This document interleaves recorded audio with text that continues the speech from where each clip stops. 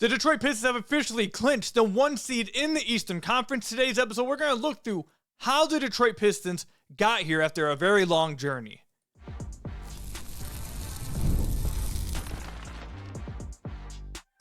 You are Locked On Pistons, your daily Detroit Pistons podcast, part of the Locked On Podcast Network, your team every day. What's the deal? Welcome back to another episode of the Locked On Pistons podcast. Per usual, I am your host, Khahil, and today's episode is brought to you by FanDuel. Right now, new customers can bet just $5 and get $250 in bonus bets if your first bet wins. Head to FanDuel.com to get started today. Later on, we'll discuss how Daniss Jenkins, we've talked about him a lot recently, but we got to keep talking about him. He's been absolutely incredible, and we've just got to talk about how he's played, especially in this game over the weekend against the Philadelphia 76ers. But over the first 20 minutes or so of this podcast, we are going to discuss the Detroit Pistons getting this 1 seed, clinching it. They've held on to it since November, never once letting go of it. And now they've officially clinched it with games to go. The 1 seed in the Eastern Conference, home court throughout the entire Eastern Conference. First time they've done this in 18 years. We're going to start by talking about how they did it this year and who you should really be looking at to give a ton of credit for this happening, how they did it. But then a little bit later, we'll go past this season.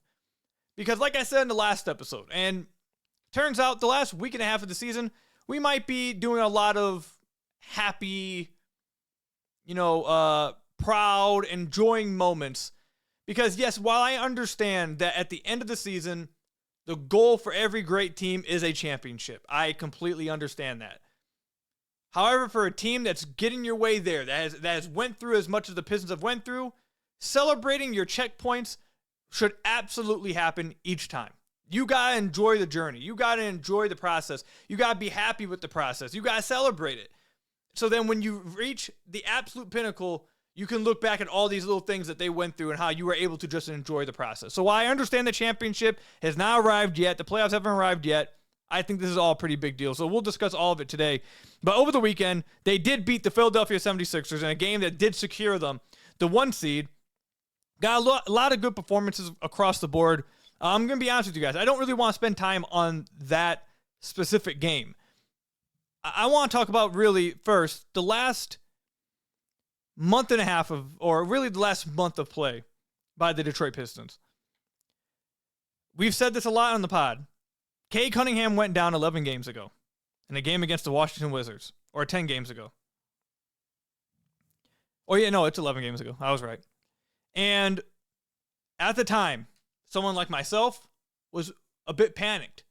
A lot of people nationally, we heard them say the Pistons couldn't win 2 to 3 games without Cade Cunningham. We've heard all season about how they don't believe that Cade Cunningham had much of a team around him, that he was carrying a lot of the load, that he didn't have much to work with in Detroit, and he was doing this all himself, and that's why he should be the MVP. We heard all that talk. And there's a lot of people that counted the Pistons out once Cade went down and said they won't be able to survive without him. And over this 11-game stretch, the Pistons then responded by going 9-2. 9-2 without Cade. That's just, it's incredible. 9-2 without Cade. They're currently sitting at a record of 57-21. 4 games to go, I believe, right? 4 games now left? It's either 4 or 5 games left. Yeah, 4 games left. With a chance if they just go 3-1 to win 60 games for the first time in nearly 20 years. I believe it actually would be exactly 20 years since they did it. That is utterly incredible. Absolutely incredible. And at the beginning of this year, I can't imagine anyone saw them winning 60 games. It's to see the process that they've made, or the progress that they've made. I'm sorry, I said process. See the progress that they've made, how much they've improved in such a short amount of time to go from the 6th seed to the very best team in the Eastern Conference and then survive without your best player and have multiple guys step up over this stretch. I think this was the most important stretch of the Detroit Pistons season, the most impressive stretch of the Detroit Pistons season. And I think this really could come up to help them in the playoffs because all these guys had to dig down and contribute in their roles and step up. Daniss Jenkins stepped up. Maybe you can use him. We knew that he was going to be part of the rotation in the playoffs, but maybe this gives him a little bit of confidence to where the Pistons maybe do have another secondary scorer, secondary shooter with the confidence he has from this stretch. Jalen Duren has stepped up. Maybe you see this secondary scorer from him. We've seen it all year, but maybe he even steps up even more like we saw during this stretch in the playoffs. We've seen Ausar Thompson take another level, take another step, I should say, on the defensive end and just completely lock down on that end and just secure where I think is going to be an all-defensive first-team nod. We've seen all, and then Tobias, obviously. We've seen all these guys. It's not just, a lot of the credit goes to Ausar and Jalen Duren, and a lot of credit goes to Daniss, but it's not just them. Paul Reed contributes. Tobias Harris has contributed. Duncan Robinson has contributed. Kevin Huerter has contributed. Ron Holland has contributed. Marcus Sasser has contributed. Javonte Green. It's been an absolute team effort. So while it's been led by their best players in Cade's absence, it's something that all these guys have contributed to in a stretch that is absolutely incredible for them to go 9-2. And I think they're going to win 60 games. And they might win 60 games in a season where their final 15 games, they did not have Cade Cunningham. That is absolutely remarkable. Just utterly remarkable for them to be able to pull that off.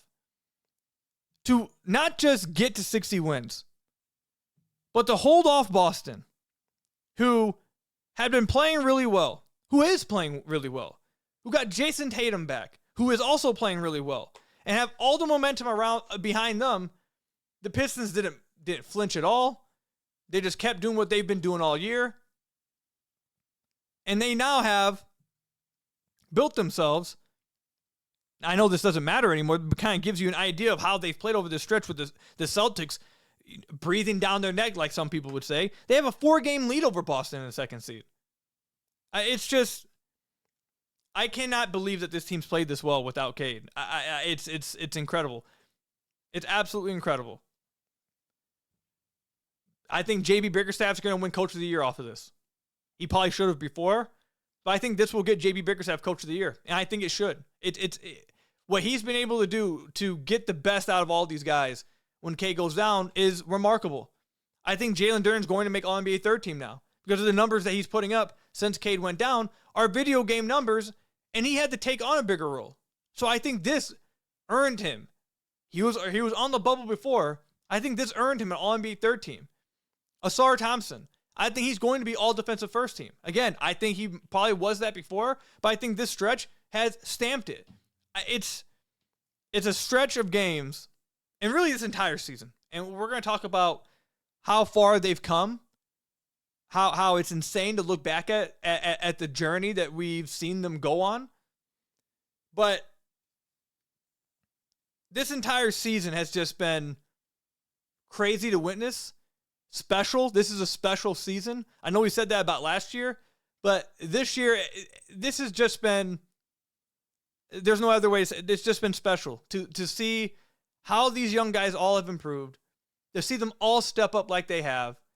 We've seen Ausar and JD over the last 11 games become more vocal than they ever have at any point of their career. They've tried to be more of a leader vocally, more animated with their actions on the court to try to lead the team. And it's just been, you're watching a bunch of young guys not just improve with their play on the court to a point where it's not just a fun story and they're just a middle of the pack team.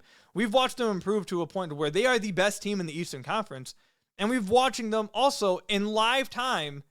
We're watching them add things to their games, improve parts of their game, take on different roles when they're asked to.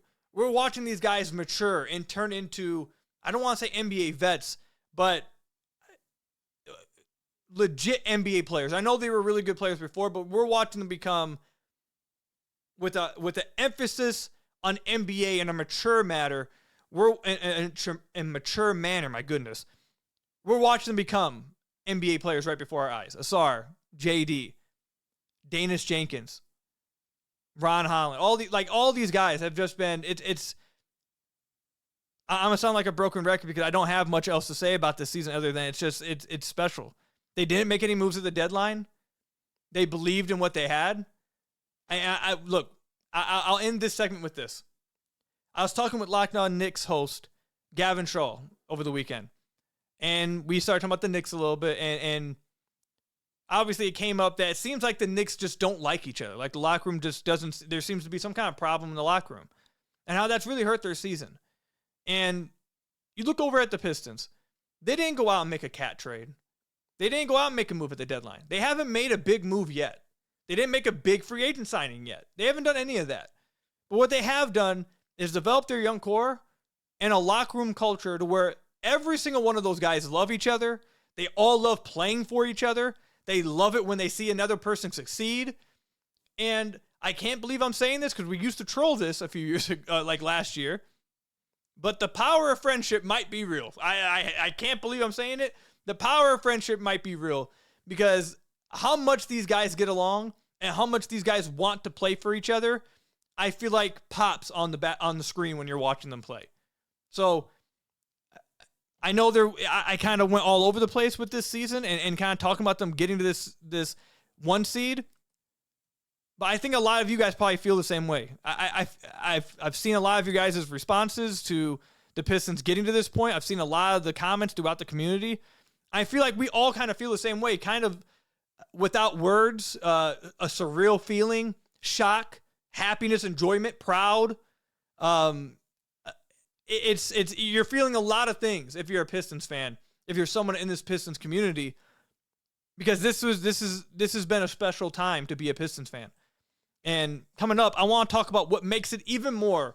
I think what we're about to talk about is the biggest reason why all of this is hitting so hard.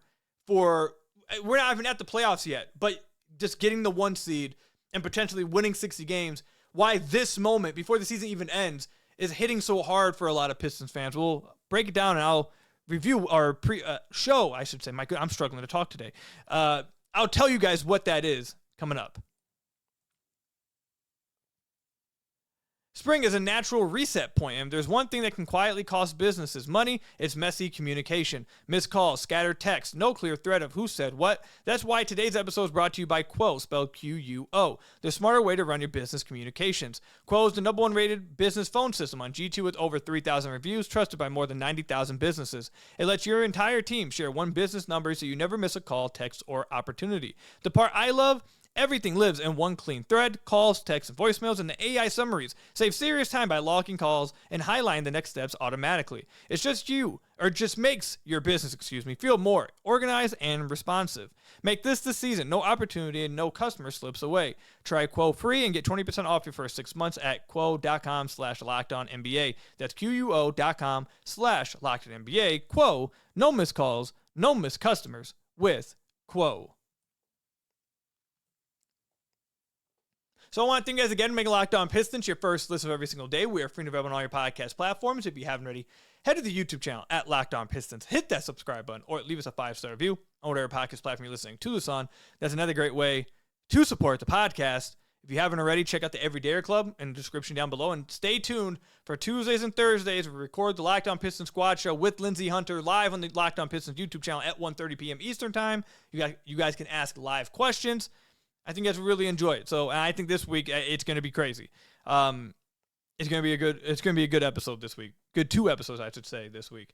But now I want to talk about the Pistons' journey to this point, this specific core's journey to this point, and heck, just throw this core out the window. Just the Pistons' journey overall to this point. 'Cause I think that's what has a lot of Pistons fans feeling like this is a celebratory moment. Even though they haven't really won anything. Like, they haven't won a playoff series yet. They haven't won a championship. And I understand why there may be some fans, even though I think it's a small section, to be honest, based off everything I've seen. But I understand there may be some fans that are like, hey, this is a good moment, but they haven't won a playoff series. They haven't won a championship yet. What are we celebrating? And for those people, respectfully, you got to take your laps when you can. You got to take your moments. You got to take your wins. You got to celebrate the journey to get to that point. Otherwise, what's the point of even following? It's not fun. What's the point of following to that point? And really, at any point in your career, forget the Pistons. Just think of your own career. Like, you make you make a raise every now and then. You're celebrating it. You do a good job on something. Like, you feel good about it. So, respectfully to those people, I would say lighten up and try to be a little bit more happy as people. I want to go all the way back to 2010. Go back to 2010 and fast forward all the way through 2020. That entire decade, you're coming off a decade where you saw your team make the Eastern Conference Finals 6 straight times. Coming off a decade when you see your team win a championship, make the NBA Finals twice. And right before the decade starts, you trade away your franchise player in Chauncey Billups. That blows up in your face. You make some bad signings. That blows up in your face. So now the Pistons are entering this decade as, let's just be real, losers. And they're at the bottom of the NBA for quite a while. Until 2015 comes around. And it seems like there might be a glimmer of hope. But even that core fails to win a single playoff game. You fast forward to 2018, they make a big move. They bring in Blake Griffin, who I very much loved watching. One of my favorite Pistons ever. I loved that season. But still, you end up at the bottom of the Eastern playoffs, again, 8th seed, and you get swept out the playoffs. And you arrive in 2020, and the Detroit Pistons are now entering into a full-on rebuild. So you go that entire decade without any real success, just a bunch of mediocrity, no playoff wins, it just no real core to build around, no franchise player, and entering into the Detroit Pistons rebuild in 2020. They don't get to enter their rebuild with a bunch of assets. They don't have a bunch of assets from trading their superstar player or franchise player that helped them jumpstart their rebuild. No, they really go into the rebuild with nothing, really. They just have basically nothing. And you watch them lose year after year until they win the lottery. And even at that point, you're still losing. You're still not seeing much progress from the team. Fast forward a few years, now you get to 22-23 around this time. And it feels like, okay, this team, we have a core. You got some nice players here. Can they take a leap this year? This will be the year. They had some cap space. You know, will this be the year that they make the jump? It's been 15, 16 years since the Billups trade around at this point. 15 years. You've yet to see any success. You have a franchise player you're hoping in Cade, and you got a bunch of young guys around him that you guys feel really good about. Going into a year that you're trying to win. And in that season, you will see the worst season in franchise history. I was watching, after the Pistons got the 1 seed, I went back and watched the podcast from those times. And I literally tweeted it out. I tweeted it to the Detroit Pistons. A lot of the fans were sharing it around. They found it absolutely hilarious. And it just took a snapshot of 2 years of progress. Me on one side, room's dark, I have the hood up, can't even really see me.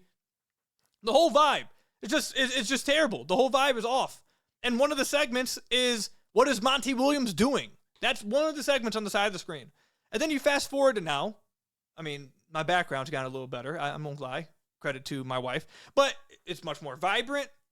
You watch an episode, it's a lot more positive, a lot more happy. I would say, those episodes were enjoyable because they were funny like misery. But like you tune in now and it's just like the full vibe's changed. You just look at the pictures, it just looks completely different. The vibe is different. That time was rough, man. It was bad. And coming out of that season, you didn't know what the Pistons were going to do. You didn't know if they even had a franchise player. You didn't know I felt confident in Cade, but a lot of people said, Cade's just not that dude. You didn't know if they were going to go into another rebuild. You didn't know if they were going to, if they were even going to bring were they going to bring Monty Williams back? Was that possible that you would have another disaster season with that? Like, so much was up in flux after that season. Nobody knew what the future of the Detroit Pistons looked like. All we knew is that the team was in a really bad spot, just had the worst season in franchise history, and the future was unknown. And a core that we once felt future is looking bright started to feel like, man, this might be worse than 2015 now. Except we didn't even get to see the playoffs. We got hyper, got excited for a young core that couldn't even win more than 30 games. And in fact, delivered the worst season in franchise history. That's where you were at after that. And you fast forward 2 seasons, and no major acquisition, no major trade, no major signing, no major difference. You fast forward 2 seasons, and you are sitting here at the top of the Eastern Conference. A turnaround that you have really never seen before. One of the best stories in sports, I think, for a team like this to turn it around in 2 years. Really, they turned it around last year. They made the playoffs, and that was insane. Seeing what they did last year was utterly ridiculous. And they did it without making any big moves. They did it behind the same teammates, the same players that suffered through the worst season in franchise history. They led this. Cade, Jalen Duren, Ausar Thompson. Those guys went through all of that. And they've now led the Pistons back to where they rightfully belong, at the top of the Eastern Conference. And reflecting on that had me feeling like this over the weekend, because I didn't record right after the game. I wanted some time to get my thoughts and really understand where I wanted to go with this and what I wanted to talk about. And I landed on this. I have a few takeaways from that whole background I gave over the last 15 years for the Detroit Pistons. Was, one, it's been a very long time since the Pistons have mattered to the NBA audience. It's been so long. This is a rich franchise. This is one of the best franchises in the NBA. They have 3 championships. They've won a championship, it felt like, in every decade of a lot of the current people listening to this podcast lives outside of 2010. The 2010s, you got one in 2000s, 90s, and 80s. You have some of the best players of all time that have played for this franchise. It's a very respected franchise that for the last 18 years, really, was a laughingstock. It sucked. It sucked to be the team that everyone laughed at. It sucked to be the team that no one took serious. Especially, I feel like it's a little different, and maybe I might be speaking for some Kings fans here. Sorry, but I feel like it would be different if you're the Kings, where, like, and I mean this with no disrespect, but you're not viewed as that great of a franchise, so it's kind of just like what you've just known. And again, I don't mean that. I know that's really bad, but I don't mean that disrespectfully. But when you're a fan of a team like the Pistons that has this rich history, and you saw it growing up, and it's just been completely gone for that long, it was some real dark times in Pistons history the last 15 years. So that's one. 2, and I felt this after rewatching some of the episodes from 2 years ago. What in the living hell was Monty Williams doing? What was Monty Williams, Troy Weaver, and these guys doing? And I understand Weaver drafted Duren, Ausar, and Cade, but there is no possible way that a team that's right now possibly winning 60 games behind the same players should have ever won 14 games. How in the, like, we need a 30 for 30 for that season. I know we lived through it and we have some answers, but I want some stuff behind the scenes. Because there is zero possible way that these guys could have how does that happen? Like, I can only imagine people 10, 15 years from now, teenagers, kids, being told, like, yeah, you know, the team that won 14 games, yeah, that team was the one that won you a championship 5 years later. Let's just say they end up doing it. They're like, well, how did they end up losing that? You just would not have any answers to it. It's just like, I don't know. Monty Williams, Troy Weaver. That's the best you can do. Like, it's just, how in the world were we ever at that point? That's impossible. So it really just makes me feel worse about them than I already did. I didn't think that was possible. It's just crazy to look back, and it's the same. It's not the same team. They have better role players, better veterans, but it's led by the same guys. And I know they've gotten better, but they weren't that bad. They were not. That's just crazy to think back that they were ever that bad for an entire season. And then the last thing, I think this is really what spearheaded all of this. After the Pistons win against the Philadelphia 76ers, Ausar Thompson and Jalen Duren had an interview with Johnny Kane, and they were talking about the Pistons getting here and what they had been through, and, you know, how they feel right now after having all this. And I'm not going to play the interview. I'm not gonna quote the entire interview. If you guys haven't seen it, look it up on YouTube, look it up on Twitter. I'm sure it's been going viral because some fans haven't liked what they've said. Outside of Detroit, you guys will be able to find it. But point is, I sat there watching that interview, and after the interview was done, I think everyone knows that I grew up a Pistons fan, and I want to see this team do well. I'm happy when this team does well, and obviously I am a fan of the team. Let's just be real. I am a fan of the team. But I try to suppress that fandom as much as possible when I'm doing my job, which is be professional, be objective. Don't let fandom come into the way. You got to be analytical. You got to be professional. That's the job. You can't be a fan when you're doing the job. And I try to do that as much as possible. And I think I do a nice job at times of doing that. I think I try to walk the line best as possible. After I watched that interview, I sat there and I caught myself with just a smile on my face because I've said it a few times already, but those two guys, we watched them 2 years ago go through that. And to now see them leading the Pistons and talking about how they did it for the city, how the city or the playoffs run through Detroit now, and hearing them talk about no one believed in us.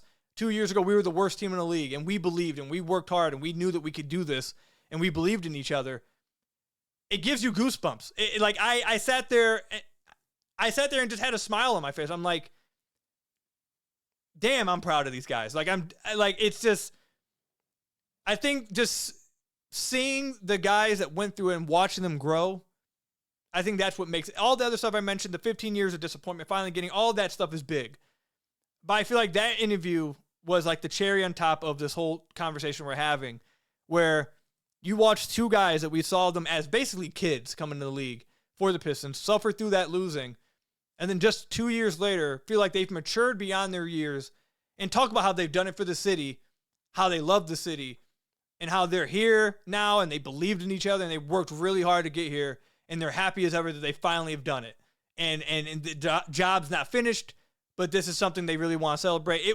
That interview was special to watch, man. I feel like that's something that's going to be played for the totality of their careers here, the core of this team, Cade, Duren, and Ausar. While they're here, that interview I feel like will be remembered for a long time because I feel like it really hit with a lot of Pistons fans where a lot of us were just like, we were just smiling and just stepping back like, you guys did it. Like, no matter, even if you guys don't make it to the finals this year, you guys did it. And it's a fun time to be a Pistons fan again. That was a long segment, but I thought you guys would have appreciated. I'm sure you guys probably will. Just the raw emotions and my raw takeaways. Not anything getting super analytical. Not trying to break down the game. Just I see a lot of us in the community really just feeling things. And it sounds, if you're outside Detroit, you listen to this, you're probably like, man, come on, you guys haven't even won. But I think if you're a Pistons fan who went through all of this, I see you guys are feeling the same way. You guys are feeling all of this, and I think it's okay to feel this. You guys, Pistons fans have been through a lot. The last 5 years was not easy. It's a good time. Let's move on, though. I want to talk about, to wrap up the podcast, how good Daniss Jenkins has been. We won't talk about Ausar, won't talk about JD, won't talk about Cade. I want to talk about Daniss because he has been incredible. The NBA playoffs are here, where every possession matters, every matchup is magnified, and every game can swing a series. And right now, FanDuel is giving new customers a great way to get in on the action. You can bet just $5 and get $250 in bonus bets if your first bet wins. The app makes it easy to follow the action with player stats, trends, and matchups all in one place. And during the playoffs, that extra insight really matters when you're looking at stars, role players, and key moments. It just makes the entire playoff experience more engaging from start to finish. Head to FanDuel.com to get started today. FanDuel, again, .com to get started today. FanDuel, play your game. Then I've got to tell you guys about another one of our sponsors, TurboTax. It's tax time, but for a lot of us, the old way of doing taxes is a lot. Trying to book an appointment that's not the most convenient, sitting in a waiting room with a stack of papers, emailing back and forth, wondering if they really get your situation. But this year, you're getting a major upgrade. Intuit TurboTax now has in-person locations nationwide. You can meet face-to-face with a real tax expert, and your documents get uploaded straight to your TurboTax app, on the spot. And just like that, you're done. Your TurboTax expert works to get you every dollar you deserve while you get real-time notifications as you go about your day. It's the relief of walking in and meeting a real person and walking out knowing your taxes are being handled right. Head to TurboTax.com/local to find a store near you and book your appointment today with TurboTax. So I want to thank you guys again for making Locked On Pistons your first listen of every single day. We are free and available on all your podcast platforms. If you haven't already, head to the YouTube channel at Locked On Pistons. Hit that subscribe button or leave us a 5-star review on whatever podcast platform you're listening to us on. That's another great way to support the podcast. Like I said, I have a funny feeling that the podcast over the next month and a half could feature a lot of sentimental talk. I'm not going to lie to you guys. Because I'm sure when the season wraps up, especially if they hit 60 games, we'll probably take a moment then again to be like, this is a special season. I can't believe they actually did. We'll probably talk about it again. And then if they win a playoff series in the first round, we will probably celebrate again there and talk about first playoff series win since the going to work team. And if they get to the conference finals, we'll probably celebrate again. Like if things keep going well, Locked On Pistons might end up a sentimental podcast for the next month and a half. It is what it is. But before we get to all that, I do want to give credit to a guy who played phenomenal against the Philadelphia 76ers and has really been phenomenal since Cade went down. And that is Daniss Jenkins. We've talked about Jalen Duren. We've talked about Cade, obviously, but Ausar Thompson. We've talked about Kevin Huerter. And we've hit on Daniss. But he deserves even more credit than maybe we've given him over the last few episodes. The last 9 games, Daniss Jenkins is averaging 20.1 points, 8 assists a game, 5 rebounds basically, shooting 91% from the free throw line, 46% from deep, has a 62 true shooting percentage.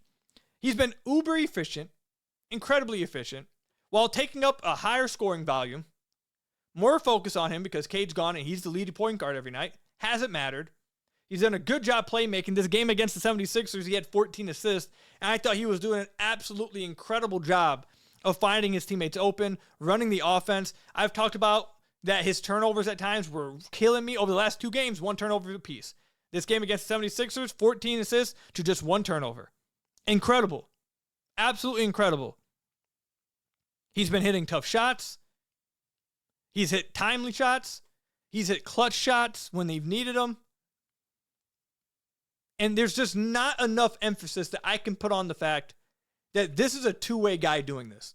I know he's on a actual contract now, but this was a guy who was on a 2-way earlier in the year and got converted to a regular contract at the trade deadline. Those guys are not supposed to be able to do this. They just should not be able to do this. And not only has he stepped up so much in Cade's absence that over the last 9 games that we just talked about, they are now 7-2 without Cade. I think there is a chance. I mean, JB was asked about it a few days ago. Not just a chance. I think it's very likely, to be honest, that they may try to close some games in the playoffs with Cade and Daniss. They might try to have Cade and Daniss play quite a few minutes together to see if Daniss can provide some of that secondary scoring off the ball from Cade. Now, that's something that's going to be interesting to me because Daniss has not, I don't feel like, played as well with Cade on the floor as he has without Cade on the floor. And I'm not just talking about when Cade's been hurt. I feel like Daniss has looked better in games where it feels like to me when he's being relied upon to create most of everything on the floor, like he's the lead ball handler, it's me, I'm in control. I feel like he's just played a lot better. Obviously, he's played incredible since Cade went down out there struggling for a minute. But it feels like he plays better with the ball in his hands, running the show. And I feel like I'm interested to see how it looks with Cade. I know they're going to experiment with it in the playoffs. But simply his play has given them that option, has given them that optionality, has given them that versatility and their ability to be able to say, you know what, maybe we can do this. And maybe this actually will help some of the half-court concerns in the playoffs. Maybe this stretches what he needed to really get going, feel confident about his play, get scoring, play efficiently. And when the playoffs roll around, now we have somebody else in the half court that we can trust. We can put the ball in their hands, and they'll get to the basket, make the right read, and hit some tough shots. If that's the case, that could be absolutely incredible and absolutely big time for the Detroit Pistons. But I don't know if there's any real way in which, and by the way, Daniss was getting, actually, I really want to mention this. Daniss was getting heavily criticized for about a month and a half there because he was really struggling. And I feel like criticizing or at least talking about how he had been playing is fair game. It's everything that happens on the basketball court. If it's over a decent enough sample size, you got to talk about it. You can't just sit there and avoid it. And I was one of the people. I was mentioning how he had been really struggling for a minute there. And could he just be falling back to earth? Could he be regressing to the mean? He got a lot of that thrown towards him. And again, I'll raise my hand. I was one of them. And he has responded in the best way possible. He has responded with some of his best, actually, I will just go ahead and say the best performances of the season for him. Helping the Pistons secure the 1 seed, potentially will help them get 60 wins, which is an unreal thing. Just, again, sit back and realize we are talking about a two-way player doing this, helping the Pistons go 9-2 without Cade, helping the Pistons secure the 1 seed in the East, helping the Pistons potentially win 60 wins, all from a two-way contract player. It's not just him, but a two-way contract player who had been struggling and has now stepped up in the biggest way possible. There is not, I don't think, a singular way that I could give him enough props, that I could accurately paint how good he's been and how much praise he deserves for how he's played. It's just, again, we've said this word multiple times in the podcast, but I'm going to keep saying it. Special, man. You do not see this happen with two-way contract players. You just don't. You're not supposed to get this much impact, this much contributions. You're not supposed to see your star player, franchise, MVP caliber player go down and have a two-way contract player step in his place and average 20 and 8 on 62 true shoot. Like, that should not, like, that just does not happen. Other teams that happens to, and they're probably screwed. Like, another team that happens to, if that happens to the Knicks, they're probably screwed, man. Like, pick your team. They're probably just done for. They don't have that. So for the Pistons that have that in Daniss, it's maybe for the 100th time now, it's just special, man. He deserves all the credit in the world. I can't give him enough credit for how he's played. And it gives, I think, Pistons fans and the Pistons in general a different level of confidence going into the playoffs with how he's playing, knowing Cade's going to be back. To wrap up the podcast, it's an absolutely amazing time to be a Detroit Pistons fan. The Pistons are back on top of the Eastern Conference, back where they deserve to be, back where they should be, and it feels right. It's been a long time, and all these guys deserve credit for it, but Pistons fans, it feels right. It's been a long time coming, and it's about damn time. Thank you guys for making Locked On Pistons your first listen of every single day. Hit that subscribe button on the YouTube channel. Leave us a 5-star review, whatever podcast platform you're listening to us on. And until next time, I will see you guys later. Stay safe out there. Go Pistons, everybody. And peace out.